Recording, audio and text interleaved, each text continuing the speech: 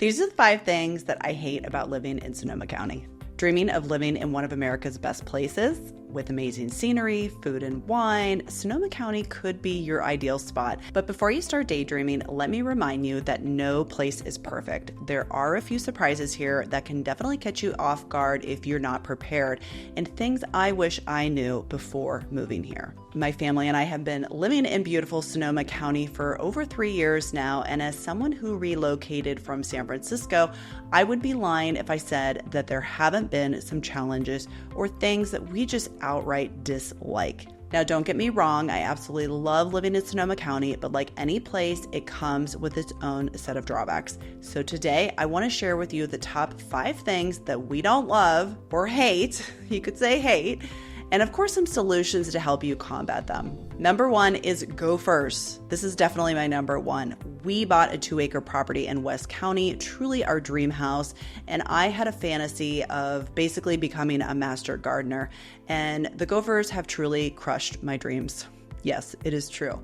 Now, I don't want to go full Caddyshack and wage a war against all Gophers in Sonoma County because after all, this is their home. They are part of the native landscape, but they have wreaked havoc on our property and I have lost a lot of plants. I have done natives, I have done things that they don't like, but they just keep coming back. And this summer in particular, we have lost a lot of our yard space. We do have some green yard space around our pool area. And you can Google and see lots of ways to distract them in a more eco-friendly way or just plain kill them. What I have found to work the best is really gopher wire, but even that isn't a forever guarantee or a forever solution. And you need to be mindful that if you're going to be doing any type of planting, you have to have a gopher basket. And if you're doing any type of larger landscaping, some gopher wire, gopher landscaping fabric laid down. It has become a lot less fun to garden for sure, and definitely more expensive. This was a huge surprise to me, so consider yourself warned. Now, if you're looking for a property and it is really well landscaped and you know that there's great hardscaping, great gopher wire that's already in place, there's a lot of value in that, and that's something that you should definitely consider because you may be surprised to know how much even a small landscaping project could really cost. Number 2 is cell phone reception and internet. Now, you would think in 2024, with the threat of robots and AI taking over our lives, that they would have figured out cell reception and internet. Well, they haven't. So the robot apocalypse is not happening anytime soon, at least not in Sonoma County. Reception at our house is truly awful. We had a party recently and someone needed to make an important phone call and couldn't, and she had to drive to the end of the street in order to make her call. It was kind of embarrassing, and frankly, I don't know why we don't have a landline yet, but we definitely need one. Now, there are parts of the county that simply just do not have reception at all. They are truly dead zones, the Russian River being one of them. It is very difficult to find cell phone reception out there. And then other parts of the county you would think have them, but it's very spotty and just random, and your calls will get dropped. With lots of people moving here with the expectation that they can work from home, please check into this before you purchase a property. Now, we have a Starlink internet, which we got on the waiting list early. It's not as difficult to obtain now, but you do need to have an area that is not obstructed by trees. And so far, we're pretty happy with that internet. Other parts of the county can be pretty spotty as well. Number 3 is the Sonoma Aroma. This isn't something we hate, it's just a big nuisance. So here's the story. A couple times a year, local dairy farmers start pumping out their holding ponds to spread cow manure out onto the fields, and this can result in an odor which really spreads all around Santa Rosa and can go as far north as Healdsburg. Really just depends where the wind wants to take it.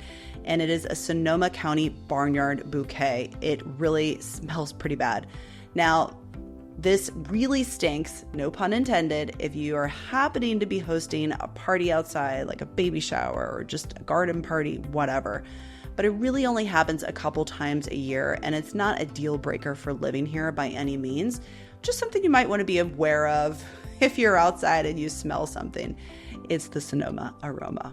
If you are in the market for purchasing a property in Sonoma County, please subscribe to this channel. The bigger the channel grows, the more videos that I can make and help you learn everything about Sonoma County and moving here. So I really appreciate you subscribing. Number 4 is power outages. Now, I'm not going to get into the many controversies surrounding PG&E, but I will say that our infrastructure is far off from becoming all electric anytime soon, in my humble opinion.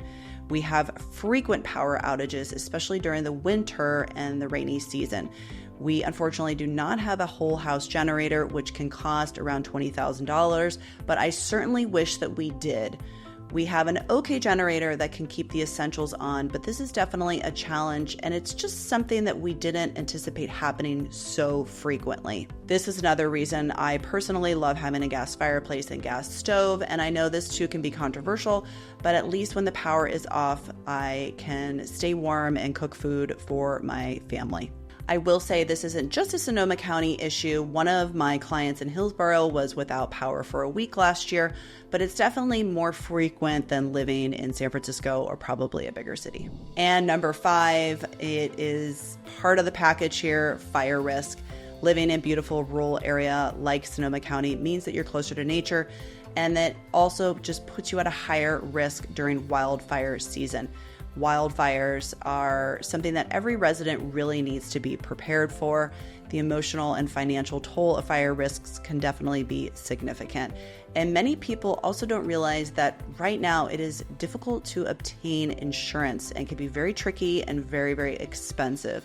So that is something you definitely need to be aware of if you are looking for a home right now. So how do you deal with all of this? First of all, there are some good ways to help fireproof your home. This is really called fire hardening, and there are a lot of local resources for this, like firesafesonoma.org. You can go about this in a lot of different ways. You can start small, or you can go a little bit bigger depending on where you are and also your budget. Doing landscaping that is removing combustible materials that aren't so close to your home, using flame-resistant materials on your home's exterior, installing tempered windows are just a couple things that you could do. We're really lucky that we have sprinklers inside of our home, and we, of course, have fire extinguishers ready to go. You can also look into fire-resistant products and sealants, and of course, your family should really have an escape route and always be on the same page and know what to do if you do need to evacuate. It's always important to stay informed about local fire safety measures and sign up for community alerts.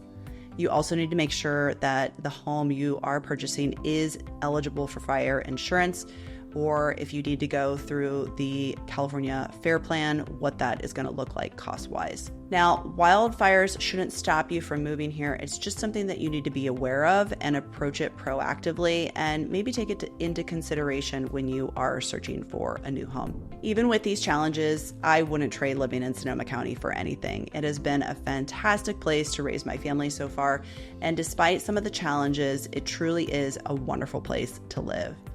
If you are thinking about moving here, please reach out. I am here to help, and you can find me at emily.beaven@compass.com. And if you like this video, why don't you watch some of the other ones about living in Sebastopol and maybe what it's like to live on the east side or the west side of the county. Please check them all out and know that there are more coming in the pipeline.